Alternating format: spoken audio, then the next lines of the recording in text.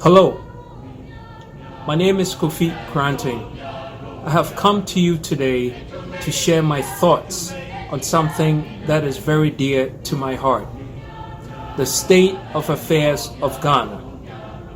Let me caution you, my message is not for the faint-hearted. My message is for the serious, caring, thoughtful, considerate, sympathetic, hard-working, and honest Ghanaians who have paid a dear price for that which they have accomplished in life.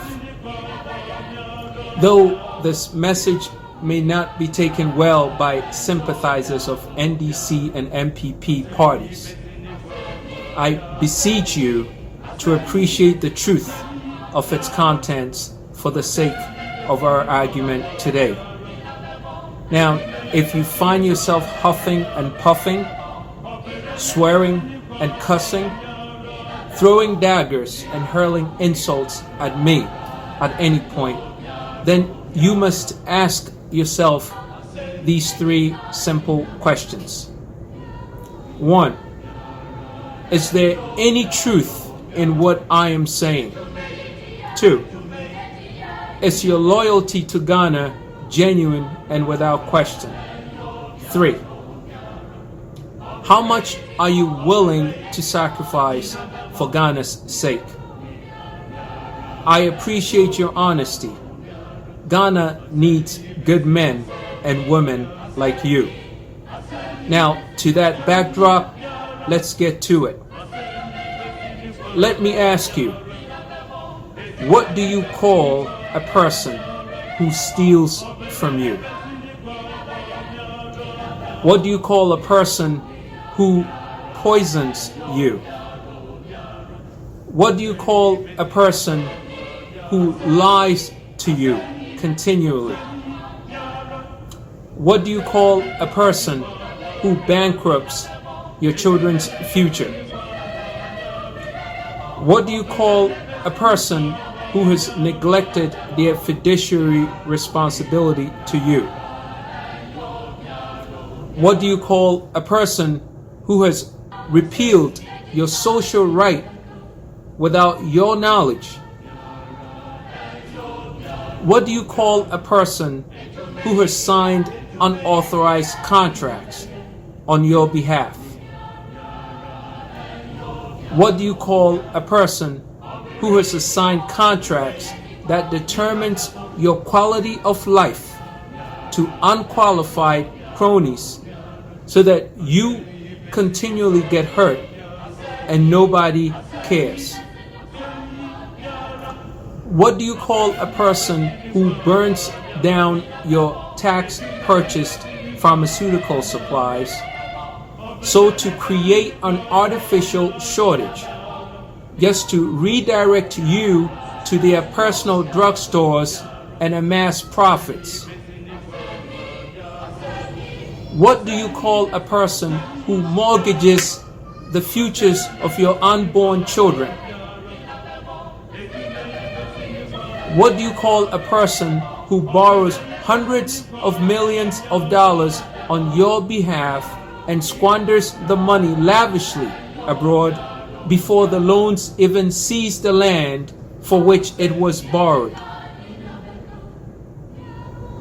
What do you call a person who by ignorance and incompetence has rendered your communities havens for armed robbers, communities that are unconscionably filthy and unhealthy and yet somehow acceptably lawless? Those types of communities. What do you call that kind of person? What do you call a person who murders your sons and daughters in the under-resourced hospitals and clinics with outdated medical facilities, underqualified personnel, while they conveniently splurge in the luxury of first-class travel, state-of-the-art medical facilities and world-renowned doctors in Dubai, London, and the United States. What do you call a person who hails free SHS for all, which, by the way, is inefficient, ineffective, and riddled with unfixable problems, yet their children are sent to schools abroad? What do you call a person who charges you over 200% over cost just to build a substandard interchange and then calls it Dubai, Circle, which has now become a haven for homelessness and an asylum for the mentally disabled? What do you call a person who sells Ghanaian passports to illegal immigrants who use it for criminal activity around the world, and as a result have our hard-working sons and daughters repatriated from abroad? What do you call a person who grants entry to so-called foreign investors who mutilate our lands without consideration and rake our water bodies, and as a consequence dump a sludge of toxins into our drinking water, which is yet to unleash onto the next generation a myriad of neurological, psychological, emotional, and physical impairments, which amazingly the same person who is responsible for all this mess has not even begun to think about a healthcare system to meet that challenge anyway. Oh my God, if we only knew what was upon us. My people perish for lack of knowledge. Lastly, what do you call a person who kills your mother and father, your brothers and your sisters in road accidents because your tax money, which is supposed to build safe motorways, install road safety signs, was diverted to buy SUVs and houses abroad? Look at what happened at Kintampo just a couple of weeks ago. Over 55 people dead, and that wasn't the first. So, my brothers and sisters, what do you call a person who does all of this to you and more? I would call them a criminal, and I'm sure you would too, right? Now, what do you call an organization who protects these kinds of people? Think for a minute. Criminal organizations, right? Now, if you could only get your hands on such a person, God only knows what you would do to them, isn't it? I know people have been set ablaze with the automobile tire around their neck for doing much, much less, haven't they?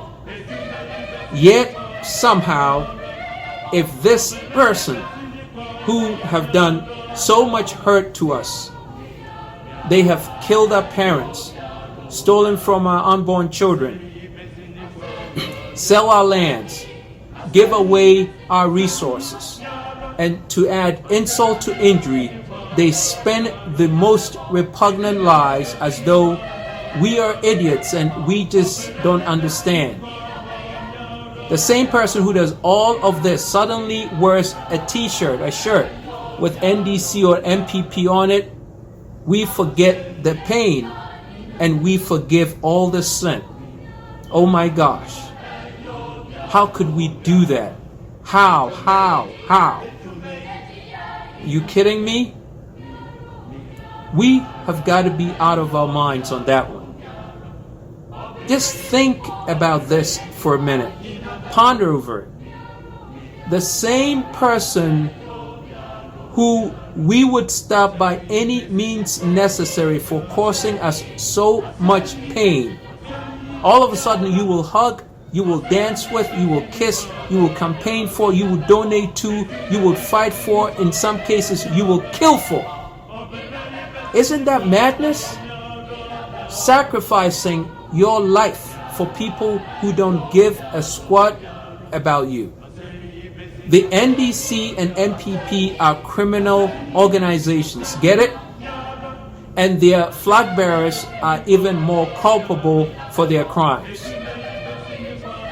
Just recently, we heard a recording of Ofosu Ampofo in what was supposed to be a secret NDC meeting charge his group to kidnap, threatening to make sure people's lives are in danger. Wait a minute, kidnap.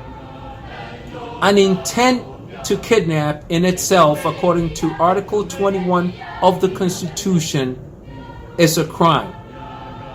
The speech was littered with numerous counts of offenses. Ask the legal expert Samson Lardy Anyanini. Alote Jacobs, a rank and file of the NDC, has confirmed, as have a few in the NDC, that the voice is Ofosu Ampofo's, and he ought to own it and apologize to the Ghanaian people. But yet, it's being denied as a classic, a doctor tape.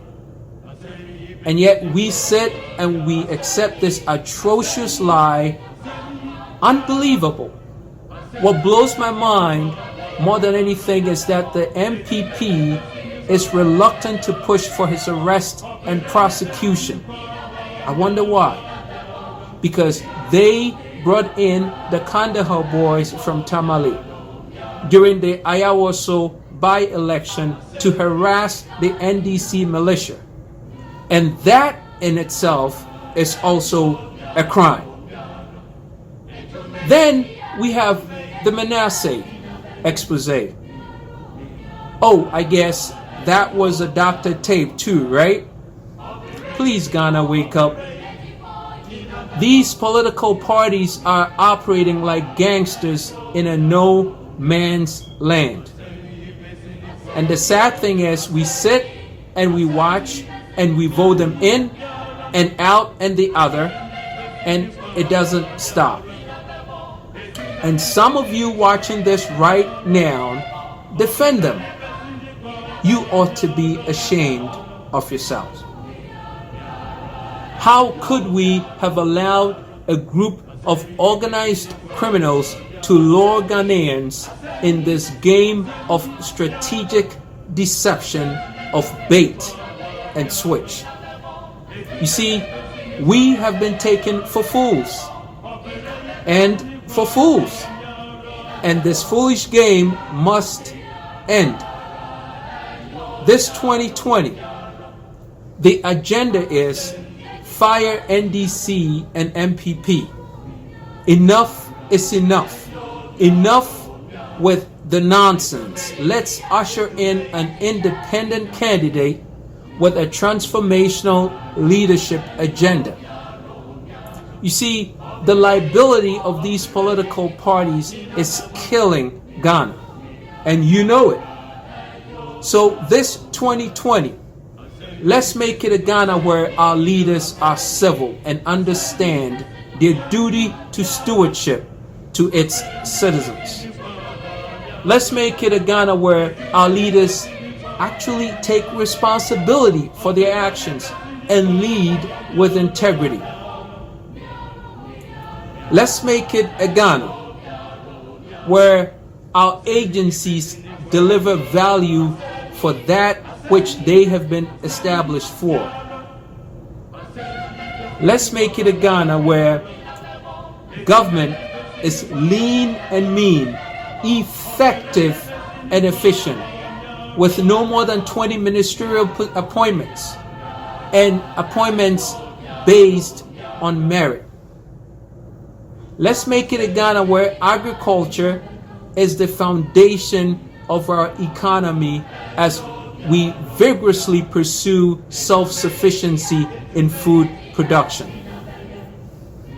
We import over $1 billion of rice a year. Alone, rice alone, perfumed rice, to make it worse. Let's make it a Ghana where infectious and communicable diseases are archived through the promotion of a robust health delivery needs-based system.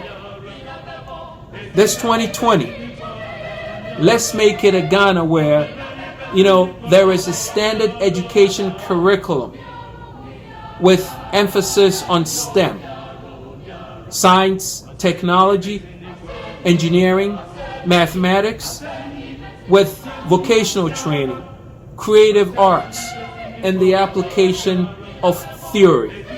A functional learning paradigm. Let's make it a Ghana where our children compete and differentiate themselves in the post-digital era with distributed ledger technology, artificial intelligence, extended reality, and quantum computing. Let's make it a Ghana where our women are empowered at every level of society and their perpetrators punished to the full extent. Let's make it a Ghana where the security agencies enforce laws and abide by them, without exception to social status or political bearing. Let's make it a Ghana where the intelligence units of the police and the army are escalated and independent and a no-go for politics. Let's make it a Ghana where our borders are impenetrable by illegal immigrants and contrabands. Let's make it a Ghana where Ghanaians living abroad can vote in a general election and don't have to pay an arm and a leg for import duty. The current changes will not make much of a difference. Let's make it a Ghana where our brothers are not set up against each other as vigilante groups on empty promises, when the real culprits, they sit in their fully nyanya offices and they smirk with contempt.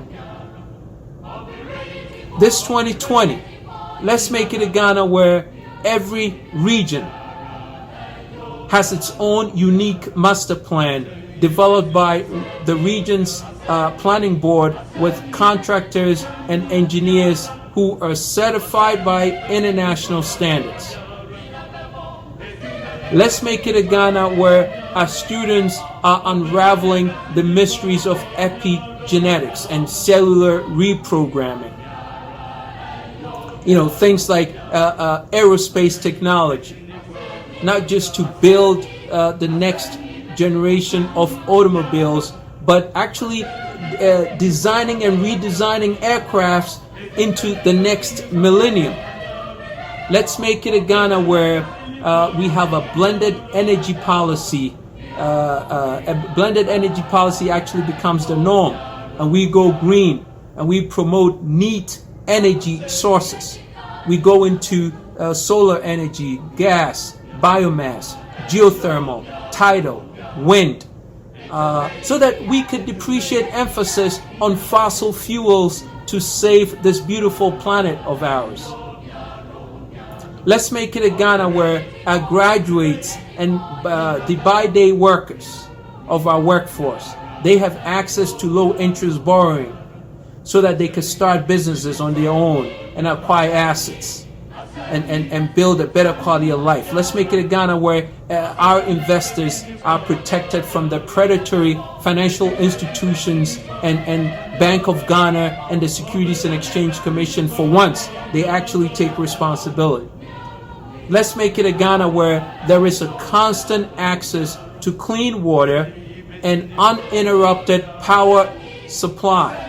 Electricity is back again to power our homes and businesses. Doomsaw is on the horizon again. Let's make it a Ghana where a Commander Sugar Factory, the Palugu Tomato Factory, the Aveime Rice Factory, and every factory in the land, all the factories in Ghana are producing at full throttle, so that we can annihilate imports, we could generate exports, we could so that our youth can be employed and cost of living will be reduced. This will affect the quality of life of everyone. We will improve the city. The city will actually be resuscitated, and foreign exchange reserves will be preserved. That in turn affects decent living across the board, not just for the rich, but for everybody. In closing, let me say this, a word to our faith-based leaders, people that I care so very much for, the pastors, imams, spiritualists, bishops, and whatever else there's out there. Please do not bail out on this message and say, because it is politics, therefore it's out of your jurisdiction.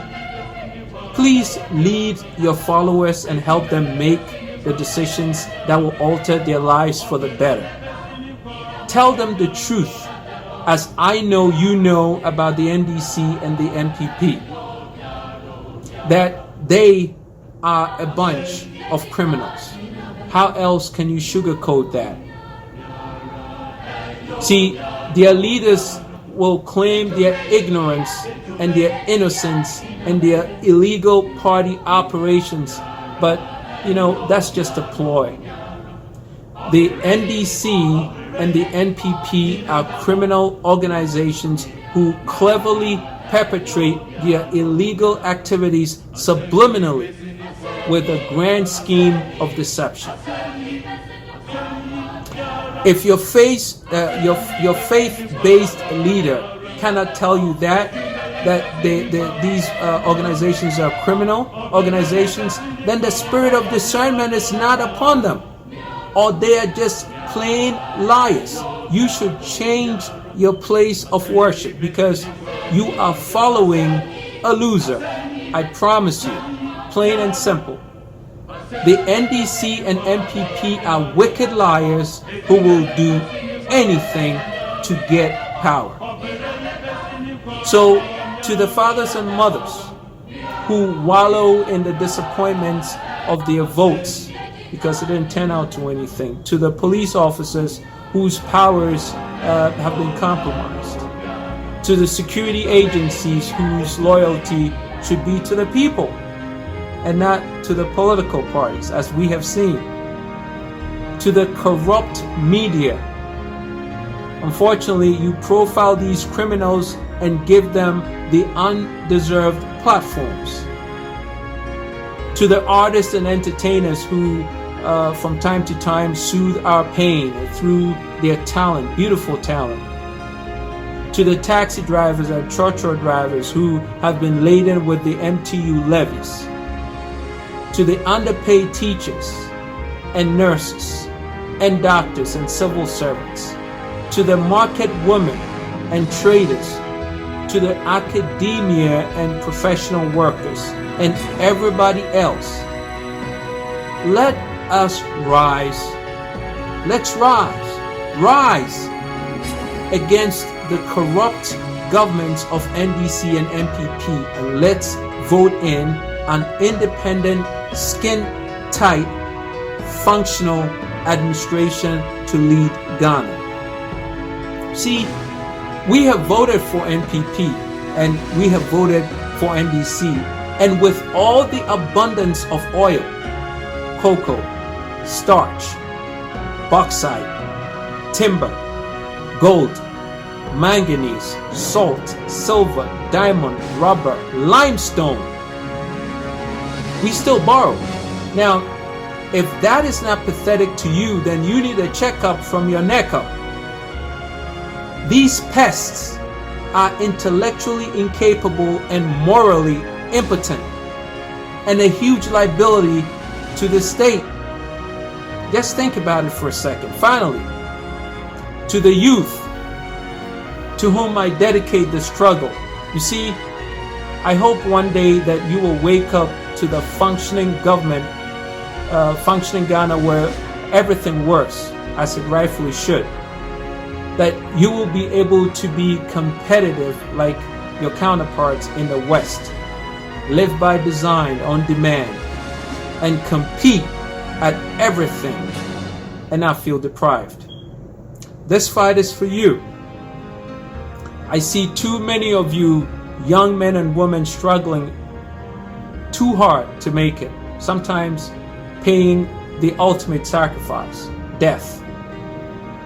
When we have been blessed with an abundance, but because of some greedy politicians who've got their priorities mixed up and refuse to do what's right, we all suffer. Carry the torch and make sure you are discussing this in all of your forums. Please plan, strategize, send this to everybody you know and make them promise you that this 2020 NPP and NDC gotta go. Yeah, they have got to go, seriously. Did you ever wonder why the NDC and NPP haven't activated the Right to Information Bill and the Representation of the People's Amendment Act? Think about that for 1 second. It has nothing to do with affordability. We can find money for everything else. We found money for a cathedral, right? They don't want us to know the truth about their evil and corrupt ways. So this is our time. Log on to www.firendcnpp.com and register to join this movement to end the corrupt ways of NDC and NPP. Together, we will change Ghana. Word of warning as I close. Expect the NDC and NPP attack machinery to set out to obliterate this video. But that should only confirm their guilt because the truth hurts. Do yourself a big favor. Ignore them. Ignore them. They are pathological liars. If you haven't already figured out, they have zero credibility. Remember Agenda 2020. That should be the only focus. Fire NDC and NPP. Enough is enough. Vote independent. Thank you for being a great Ghanaian. Thank you for allowing me to share. My name, again, is Kofi Kranting. By the way, this video is not doctored. Bless you all. And make sure you click on the link. Thank you for listening.